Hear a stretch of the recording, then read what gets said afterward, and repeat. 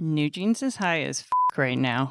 Was my first impression of the music video for their recent comeback right now. And clearly I'm not the only one who thought so, because this is one of the top comments on the music video. But why did they choose such a psychedelic concept? And what is it that makes this music video so damn trippy? Today, we're going to take a deep dive into the actual psychology and neuroscience behind the Right Now music video. In doing so, we will examine not only the unique magic of NewJeans, but also the fundamental nature of love itself. Let's talk about right now, right now. Chapter 1. What is love? Before we dive into NewJeans, though, I want to talk about love. Specifically, that NewJeans love potion. But first, you're gonna have to let me cook for a minute. Bear with me, I promise I'm going somewhere with this. If you want to get technical about it, And boy, do I.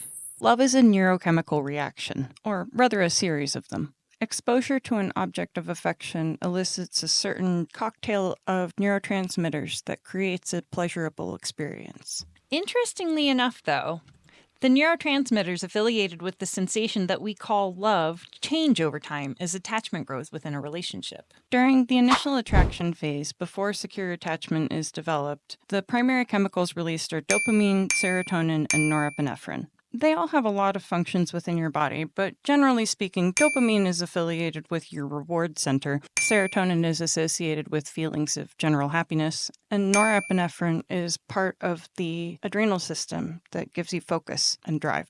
Collectively, in large doses, these chemicals are vasoconstrictors, which is a roundabout way to say that they increase your heart rate and blood circulation. Which is why you feel those butterflies in your stomach when you see your crush from across the room. However, with time and repeated positive experiences, secure attachment will develop within a relationship, and this changes what chemicals are released when you're exposed to the partner. Instead, you start to generate more oxytocin and vasopressin, which lower your blood pressure and heart rate.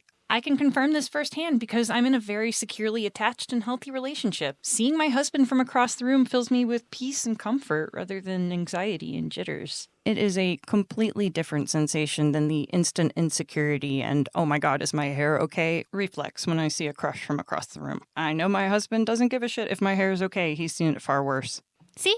I'm secure. But one can immediately tell from watching right now that Hani is in that early phase and isn't securely attached yet. So the NewJeans girls take it upon themselves to whip up their own Breaking Bad basement meth lab and make a love potion for her. I definitely got a good laugh out of the bunnies doing the super shy choreography next to them. If you've been here for a while, you know I love to frame by frame a bitch. Just so you know, the ingredients to the NewJeans love potion are 1 bunny, preferably stuffed, 1 nightstick, 1 4-leaf clover, 4 squares of chocolate, and 1 bunny flower motif that you should chop before adding. We will definitely come back to the bunny flower motif, but the other ingredients actually make a lot of sense for a love potion. Cuddling with a stuffed animal, or a real animal I guess, gives you oxytocin and serotonin. Likewise, the light sticks give you serotonin, and no doubt them changing at the concert is a source of dopamine as well. The 4-leaf clover is a classic symbol of luck, which is definitely going to be tied to dopamine and your reward center. But the real moneymaker here is the chocolate. Turns out there are actually valid reasons why chocolate is affiliated with Valentine's Day. It's because chocolate interacts with not only your dopamine receptors, but also your serotonin, endorphins, and oxytocin. I am genuinely so entertained by the revelation that the NewJeans love potion actually kind of makes sense if you think about it hard enough. Nothing in K-pop is ever truly random. Which brings us to Chapter 2.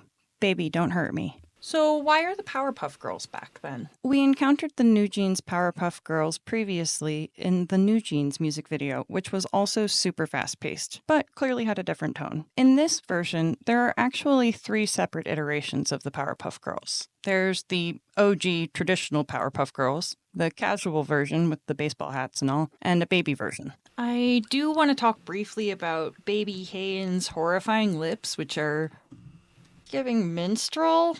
That's a yikes, y'all.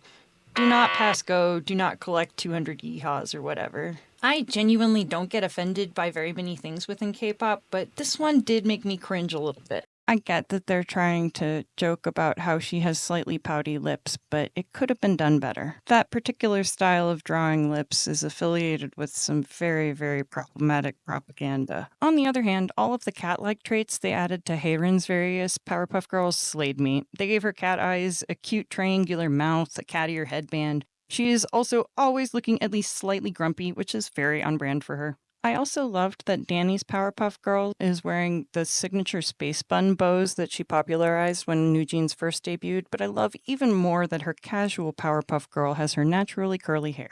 So why the babies, though? I think that the baby Powerpuff Girls are a visual metaphor for the NewJeans girls exploring love and attachment with young, naive eyes. If all goes according to plan, your first experience of love should be not with a partner, but with your parents.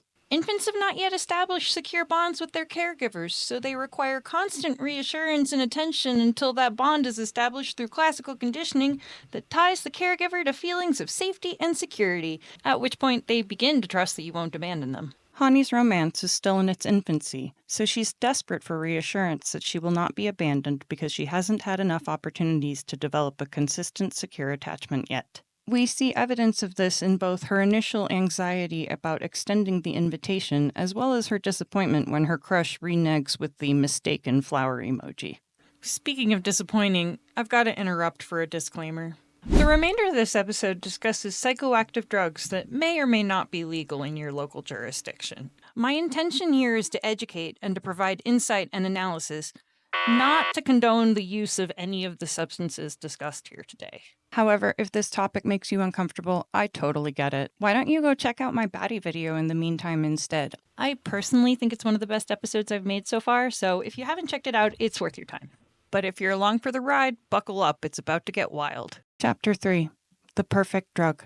We spend basically the rest of our lives chasing the high of developing secure attachments. The neurotransmitters affiliated with chemical love are incredibly pleasant and addictive, but also critical.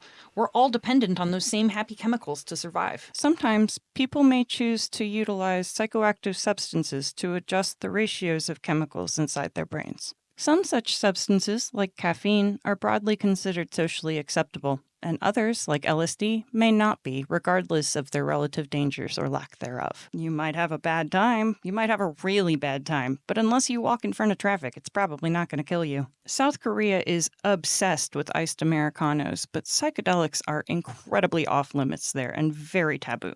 So why would NewJeans choose a blatantly psychedelic concept for this release? Psychedelic art is impossible to explain to those who've never tripped before, but it's instantly recognizable to those in the know and easy to slip past those who aren't. It's all about two key words: plausible deniability. Hee-jin knows she's playing to a global audience that's more likely to be receptive to that messaging even as it goes over the heads of domestic viewers. Incorporating psychedelic imagery actually makes a lot of sense with the plot of the music video, though. The chemicals affiliated with new love are the same ones that you feel when you get high on psychedelics like LSD and mushrooms. And so when you think of it like that, Hani really is high as fuck right now. By mimicking the psychedelic visual distortions associated with psychoactive drugs that flood your brain with serotonin, the music video draws a metaphor we've seen made even more explicit by artists from Nine Inch Nails to Tove Lo to Zeromancer to Kesha. Love is the ultimate drug.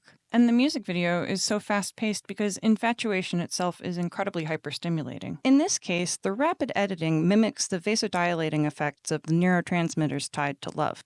That's really what drives the commitment phobia inherent in the modern-day Tinder-fueled dating scene, if you ask me. People love the rush of serotonin and dopamine affiliated with new love, but then they get hyperstimulated by it if they start to get too much of it and develop that secure attachment. The secure attachment means you no longer get the addictive rush of serotonin and dopamine, which sends people on to their next right swipe. Because you see, the thing is, oxytocin is at least as addictive as serotonin and dopamine, and maybe even more so. The loss of a source of the comfort affiliated with oxytocin, be it a caregiver, a partner, a close friend, or a pet, is a much more profound form of grief, which may unfortunately cause people to avoid those forms of attachment in the future if they fear repeating those losses. The profound trauma of a deep heartbreak can make people avoid attachment because they're afraid of being hurt again. P.S.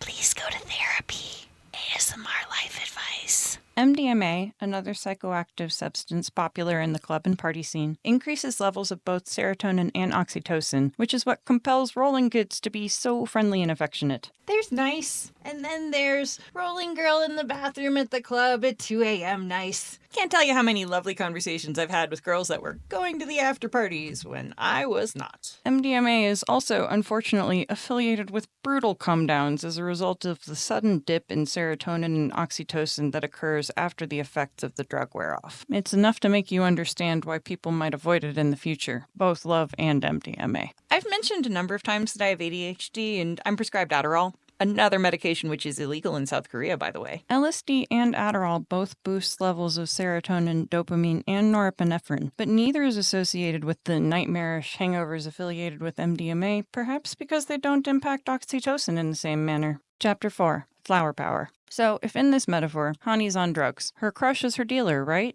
Nope. That would be Danielle. At one point, Minji does explain in some comic book text that flowers are a symbol for love, but love is a drug, so the flowers are the drug. And if you watch the music video with that thought in mind, it is hilarious. In my mind, I picture Danny peer pressuring her like, "Honey, try these drugs." And Honey's trying to play it cool, but she's wicked hyped on the inside. And then she accepts the drugs from Danielle, and Heron's like, "Oh my god, is Honey gonna get high with us? Amazing!" Danny looks outside, and suddenly the world is full of color, which it apparently was not before. LSD, MDMA, and mushrooms all dilate your eyes more and increase your ability to see both detail and patterns. And as such, we see them incorporating lots of patterned imagery that incorporates high contrast colors and morphs from one object to another. Another feature of psychedelics is that they increase neuroplasticity, which is the main reason that they have therapeutic applications. Neuroplasticity is what allows you to form new neural connections. Like, for example, your neuroplasticity to learn a new language is much higher when you're young and much lower when you're an adult. Je suis le grand musique. Je suis la jeune fille.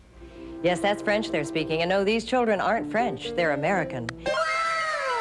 Increased neuroplasticity allows you to accept information that goes against what you're expecting. Such as seeing the Powerpuff Girls dancing in a lawn maze and then accepting that it's a heart immediately, with only half a second to grasp it. All of the morphing and the patterns and the fast cutting makes you feel like you're on drugs because Hani's crush is making her feel like she's on drugs. And indeed, she exhibits a number of physiological symptoms that are affiliated with these kinds of substances. The random, inexplicable giggling certainly is one. It's in keeping with the euphoric effects of turbocharging your serotonin production. Hani watches her heart rate go up on a smartwatch, in keeping with the vasoconstricting effects affiliated with these substances. We actually even see Hani stimming at one point, which is a self-soothing behavior designed to reduce blood pressure and feelings of distress. We see her shaking her arms, which is a physical stim, and while we don't hear it, we can see her buzzing her lips, which is an auditory stim. These repetitive behaviors increase dopamine production and help your brain regulate its stimulation levels to cope with hyper or understimulating environments. It's pretty hard to fault her. The music video is maximally hyperstimulating to its very core. But her disappointment is palpable when she thinks that the ride is over. I love that the music video leaves it on the note to imply that the conversation wasn't finished. Hani just jumped to the conclusion that they weren't interested because she hadn't developed a secure attachment yet.